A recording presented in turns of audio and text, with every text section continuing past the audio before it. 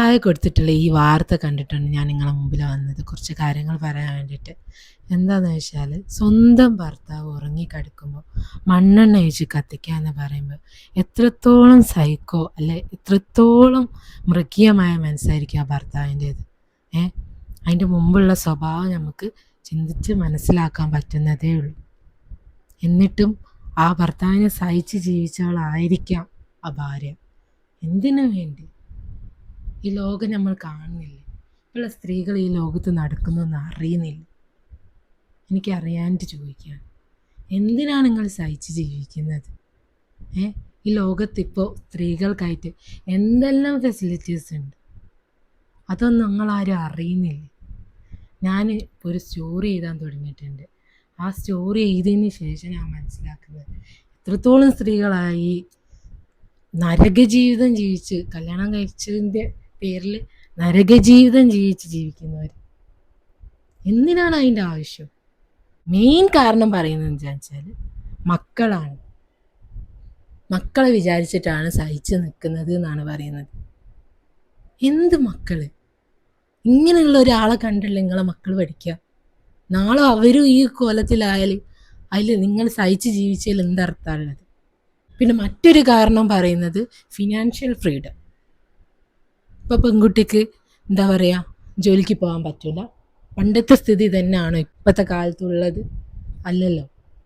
പല രീതിയിലും അവസരങ്ങളുമാണ് ഇപ്പോൾ ഇന്ന് നമുക്കുള്ളത് സ്ത്രീകൾക്ക്.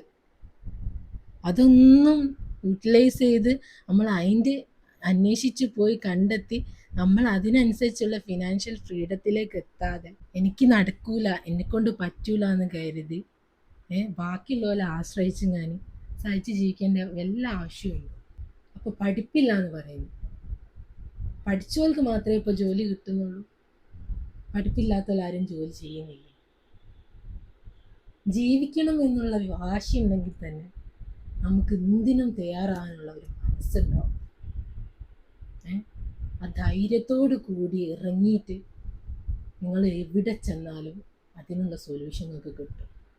പഠിപ്പില്ലെങ്കിൽ വേണ്ട. എന്തൊക്കെ ജോലികളുണ്ട് ഇപ്പോൾ. പെൺകുട്ടികൾ എന്തൊക്കെ ചെയ്യുന്നത്? ഓൺലൈൻ ബിസിനസ് ചെയ്യുന്നുണ്ട്, ഗ്രാഫ്റ്റ്, എന്താ പറയുക, പല രീതിയിലുള്ള ബിസിനസ് ഇപ്പോൾ നടത്തുന്നുണ്ട്. നമുക്ക് എന്താണോ കഴിവ് നമ്മൾ അത് മനസ്സിലാക്കിയാൽ അതിനനുസരിച്ച് പ്രവർത്തിക്കുകയല്ലേ വേണ്ടത്. ഒന്നും വേണ്ട, ഒന്നുമില്ലെങ്കിൽ തൊഴിലുറപ്പിനെങ്കിലും പോയിക്കൂടെ, അങ്ങനെങ്കിലും ജീവിച്ചു തുടങ്ങി. എന്തിനാ മറ്റൊരാളെ ഈ സൈക്കോ അല്ലെങ്കിൽ നാർസിസ്റ്റ് സ്വഭാവം സഹിച്ച് ജീവിക്കുന്നത്? അല്ലെങ്കിൽ മക്കളുടെ ഫിനാൻഷ്യൽ ഫ്രീഡം പറഞ്ഞിട്ട് നിങ്ങൾക്ക് ഫിനാൻഷ്യൽ ഫ്രീഡം ആയ നിങ്ങൾ മക്കളെ നോക്കിക്കൂടെ? എന്തിനാണ് ഒരു മോശപ്പെട്ട ഒരു വ്യക്തിൻ്റെ അടുത്ത് നിന്ന് ആ മോശ സ്വഭാവം നമ്മളെ മക്കളെയും കൂടിയും പഠിപ്പിക്കുന്നത്? ഇതൊക്കെ നമ്മൾ ചിന്തിക്കേണ്ട കാര്യമല്ലേ. പിന്നെ മൂന്നാമതായി പറയുന്ന ഒരു കാര്യം, കുടുംബക്കാരെന്ത് വിചാരിക്കും, നാട്ടുകാരെന്ത് വിചാരിക്കും എന്നുള്ളത്. ഓക്കെ, കുടുംബത്തിൽ പ്രായമായ ആൾക്കാരും പണ്ട് ജീവിച്ച ആൾക്കാരൊക്കെ ഉണ്ടാവും. ഓല് പല രീതിയിലുള്ള കാര്യങ്ങളും പറയും. ഓൾക്ക് ഇന്നത്തെ കാര്യങ്ങളും ഇന്നത്തെ ഒന്നും അറിയില്ല. പണ്ട് കാലത്ത് കുറേ വേണ്ടാത്ത വിശ്വാസങ്ങളും എന്തൊക്കെയോ ആചാരങ്ങളും ഉണ്ടായിട്ടുണ്ട്. അപ്പോൾ അതിനനുസരിച്ചുള്ള ഇത് അവർ കാണിക്കും. അതായത് അവർ പറയുന്നതിൽ കുറേ മിസ്റ്റേക്ക് ഉണ്ടാവും. അതൊന്നും സത്യമല്ല. ഈ വലിയ മുതിർന്നവർ പറയുന്നത് സത്യമാണെന്ന് വിചാരിച്ച് നിൽക്കുന്നവർക്കുള്ള പ്രശ്നമാണത്. ഇസ്ലാമിക് പരമായി നോക്കുകയാണെങ്കിൽ ചിലർ പറയും ദീനിൽ ഇത് പറഞ്ഞിട്ടുണ്ട്, സഹിച്ച് ജീവിക്കണം എന്ന് പറഞ്ഞിട്ടുണ്ട് എന്നുള്ളത്. എവിടെ? ദീനിൽ പെണ്ണുങ്ങൾ വിവാഹം കഴിച്ചാൽ സഹിച്ച് ജീവിക്കണം എന്ന് ഏത് ഖുർആനിലാണ് പറഞ്ഞത്? ഒരു ഇസ്ലാം അങ്ങനെ പറഞ്ഞിട്ടില്ല. അങ്ങനെ പറഞ്ഞിട്ടുണ്ട് ആ തെളിവും കൊണ്ട് വരി. ഈ പറഞ്ഞു തരുന്ന നാട്ടുകാരോ വീട്ടുകാരോ കുടുംബക്കാരോ നിങ്ങളെ ജീവിതത്തെ പറ്റി ചിന്തിക്കുന്നുണ്ടോ? ഒരു പറഞ്ഞങ്ങ് പോവും. ജീവിക്കേണ്ടത് നിങ്ങളാണ്.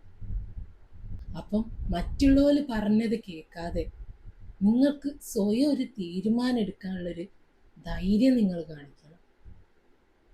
അല്ലെങ്കിൽ ഇങ്ങനെ പെൺകുട്ടികൾ പിച്ചി ചീന്തി മരണത്തിലേക്ക് വെറുതെ അങ്ങ് കൊടുക്കേണ്ടി വരും ജീവൻ. മുമ്പ് ഒരു ആത്മഹത്യ നടന്നില്ലേ? എന്താണ് അതിൽ കാരണം? കോളേജിൽ പോയി പണി ഫുൾ എടുക്കാണ്ട് പോയതിന് അമ്മായിമ്മ എന്തോ പറഞ്ഞതിനാണ് ഓൾ പോയി തൂങ്ങി ചത്തത്. ആർക്ക് പോയി? ഓൾക്കും ഓളെ വീട്ടുകാർക്കും പോയി. എന്നിട്ട് അതിൽ ഓളെ ഏട്ടത്തി അനിയത്തിട്ട് പറയുന്നുണ്ട്, അവള് കുറേ ഇവിടെ വന്ന് ഞാൻ കരഞ്ഞീന്, പക്ഷെങ്കിൽ ഇതൊക്കെ ഉണ്ടാവും, ഇതൊക്കെ മാറും, ഇതൊക്കെ ഒന്ന് സഹിക്കുന്നൊക്കെ. ബാക്കിയുള്ളവരെ അങ്ങനെ പറയൂ.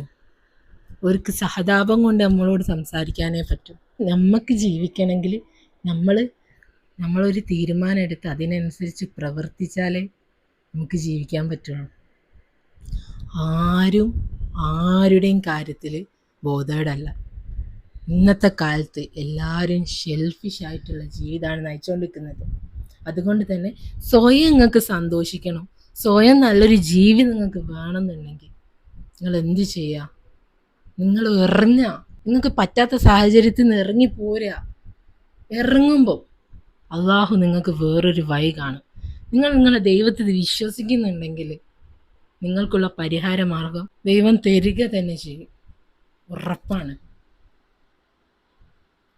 അപ്പം ചിലർ പറയും, ഞാൻ ദൈവത്തോട് പറയുന്നുണ്ട്, എനിക്ക് കാര്യങ്ങൾ ചെയ്യുന്നുണ്ട്, പക്ഷെ ഒന്നും നടക്കുന്നില്ല എന്നുള്ളത്. ചില കാര്യത്തിൽ നല്ലോണം കഷ്ടപ്പെടേണ്ടി വരും, കുറേ സമയം എടുക്കും ചില കാര്യം നമുക്ക് കിട്ടാൻ വേണ്ടിയിട്ട്. പക്ഷെ അതിലൊക്കെ സബർ, ക്ഷമ എന്ന് പറഞ്ഞൊരു കാര്യമാണ്. എങ്കിലേ നമുക്ക് അതിലേക്ക് എത്തിപ്പെടാൻ പറ്റുള്ളൂ. ക്ഷമിച്ച് നമ്മൾ അതിലും കഷ്ടപ്പെട്ട് അത് കിട്ടുമ്പോൾ ഒരു സുഖം വേറെ തന്നെയാണ്.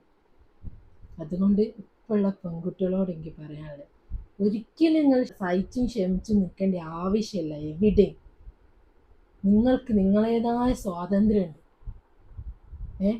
പെൺകുട്ടികളുള്ള അമ്മമാരോട് എനിക്ക് പറയാനുള്ളത് എന്താണെന്ന് വെച്ചാൽ, നിങ്ങളെ പെൺകുട്ടികളോട് നിങ്ങൾ പെൺകുട്ടികളുടെ അവകാശങ്ങളെക്കുറിച്ചും സ്വാതന്ത്ര്യത്തെക്കുറിച്ചും നിങ്ങൾ പഠിപ്പിച്ചു കൊടുക്കണം എന്നുള്ളതാണ്. ആരും അറിയുന്നില്ല ഓൾക്ക് എത്ര സ്വാതന്ത്ര്യമുണ്ട്, എത്ര അവകാശങ്ങളുണ്ട് എന്നുള്ളത്. ആരോ പഴമക്കാർ പറയുന്നത് കേട്ടുങ്ങാൻ അതാണ് പെണ്ണുങ്ങളെ ജീവിതം എന്ന് വിചാരിച്ച് നിൽക്കുന്ന പെൺകുട്ടികൾ കുറേ ആൾക്കാരുണ്ട്. അതൊന്നും അല്ല. നിങ്ങൾ സൊസൈറ്റിയിലേക്ക് ഇറങ്ങി സത്യാവസ്ഥ എന്താണെന്ന് മനസ്സിലാക്കി നിങ്ങൾ ആയ കാലത്ത്, അതായത് വേഗം കെട്ടിച്ച് വിടാണ്ട് മാക്സിമം നിങ്ങൾക്ക് പറ്റുന്ന രീതിയിൽ പഠിച്ച് ജോലി നേടാൻ നോക്കി. വിദ്യാഭ്യാസം ഉണ്ടെങ്കിൽ തന്നെ ഈ ലോകം എന്താ നിങ്ങൾക്ക് മനസ്സിലാവും. ഇനി ആൺകുട്ടികളുള്ള ഉമ്മമാരോട് എനിക്ക് പറയാനുള്ളത്, ആൺകുട്ടികളോട് പറഞ്ഞു കൊടുക്കുക, മറ്റൊരു പെണ്ണ് തൻ്റെ ജീവിതത്തിലേക്ക് വന്നാൽ ആ പെണ്ണിനെ എങ്ങനെ നോക്കണം, ആ പെണ്ണിനെ എങ്ങനെ കെയർ ചെയ്യണം, ഒരു പെണ്ണിനെ എങ്ങനെ പരിഗണന കൊടുക്കണം, ഒരു പെണ്ണിന് പെണ്ണിൻ്റെതായ സ്വാതന്ത്ര്യം ഉണ്ട് എന്നുള്ളതൊക്കെ ആ ആണിന് ഈ ഉമ്മ മനസ്സിലാക്കി കൊടുക്കുക. അപ്പോൾ എല്ലാവരോടും എനിക്ക് പറയാനുള്ളത്, നിങ്ങളെ ജീവിതം നിങ്ങൾ തീരുമാനിച്ച് നിങ്ങൾ സന്തോഷമായി ജീവിക്കാൻ നോക്കുക. ആരും നിങ്ങൾക്ക് ജീവിതത്തിൽ സന്തോഷം കൊണ്ടുതരുമെന്ന് വിചാരിക്കേണ്ട. ആരും നിങ്ങളെ ജീവിതം വിചാരിച്ച് ടെൻഷൻ അടിച്ച് കുത്തിരിക്കാന്ന് നിങ്ങൾ വിചാരിക്കേണ്ട. നിങ്ങൾ വിചാരിക്കൂ, ഞാൻ ഓളെത്ര സ്നേഹിച്ചാൽ ഓളെ വയ്യക്ക് ഇങ്ങനെ നടന്നാൽ ഓള് എന്നോട് സ്നേഹം ഉണ്ടാവുന്നു. ഇല്ല, നമ്മളേലുണ്ടോ നമുക്ക് ഹാപ്പിയായി ജീവിക്കാം. അല്ലാണ്ട് മറ്റൊരാൾക്ക് സ്നേഹം കൊടുത്തുകൊണ്ടോ പൈസ കൊടുത്തുകൊണ്ടോ ഒന്നും നമുക്ക് ജീവിതം ഹാപ്പി ആവുന്നുള്ളത് നമ്മുടെ എക്സ്പെക്റ്റേഷൻ മാത്രമാണ്. നോ എക്സ്പെക്റ്റേഷൻ അതർവാണ്. നിങ്ങൾ സ്വയം സെൽഫിനെ സ്നേഹിച്ചുകൊണ്ട് നിങ്ങൾക്കുള്ള സന്തോഷിക്കാനുള്ള ജീവിതത്തെ നിങ്ങൾ തന്നെ തേടി കണ്ടുപിടിക്കുക. നിങ്ങൾ ശ്രമിച്ചുകൊണ്ടിരിക്കുക, നിങ്ങൾ ശ്രമിക്കുകയും നിങ്ങൾ കഷ്ടപ്പെടുന്നതും ആര് കണ്ടില്ലെങ്കിലും നിങ്ങളെ ദൈവം കാണുന്നുണ്ട്. അതിനുള്ള തനതായ നല്ല റിസൾട്ട് ദൈവം നിങ്ങൾക്ക് സമയം എടുത്തിട്ടാണെങ്കിൽ തരിക തന്നെ ചെയ്യും. അതിലൊരു സംശയവും വേണ്ട. Trust me. അത്രയേ ഉള്ളൂ.